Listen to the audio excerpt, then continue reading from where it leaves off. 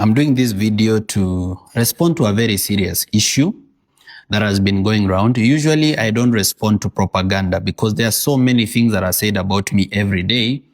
I can't respond to all of them. And it's the nature of leadership. It's the nature of politics. People will always gossip about you. So you can't respond to everything that people say. Sometimes you have to remain focused on what you're trying to do.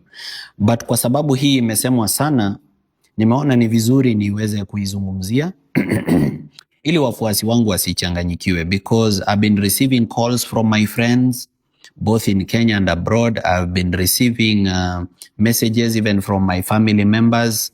My father even called me this morning. Even my wife, who lives with me in the same house, also asked me whether it's true, because sometimes you're never too sure.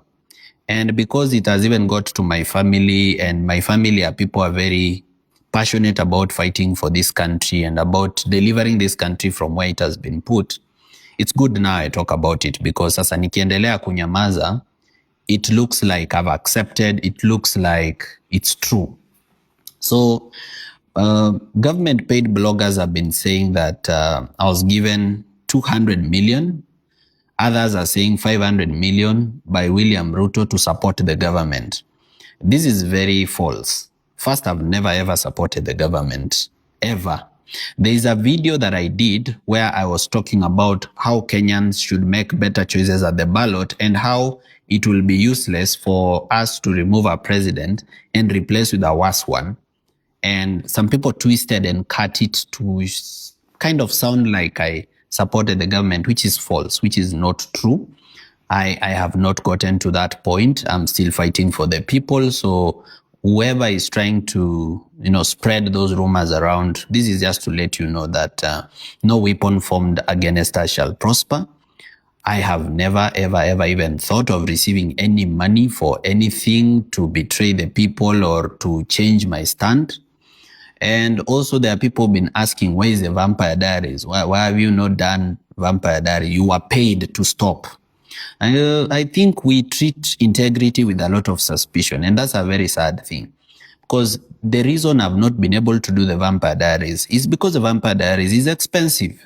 You see, to travel to Naivasha, you go to Nakuru County, you go to Kuresoi North, you go to Kuresoi South, you go to Kericho County, you go to Kisumu County, those are thousands of kilometers traveled. Now, a full tank of a vehicle will cost you about 20,000, and maybe it will do just 3 or 4 Vampire Diaries.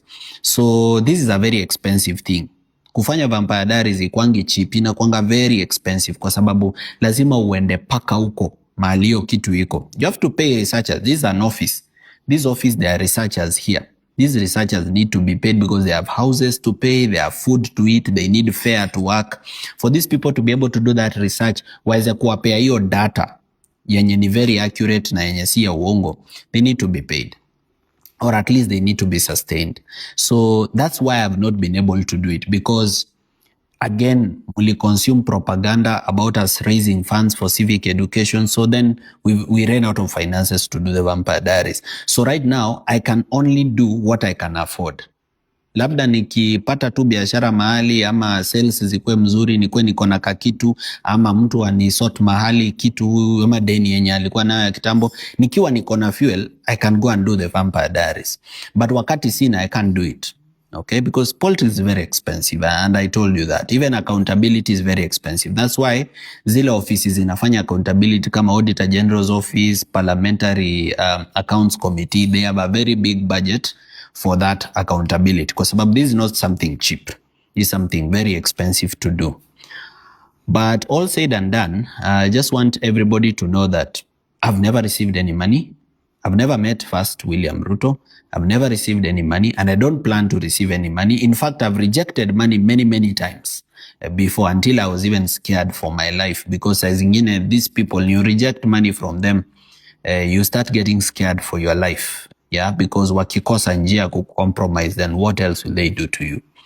The people are saying that I was compromised. Probably they are hurt that I told them the truth.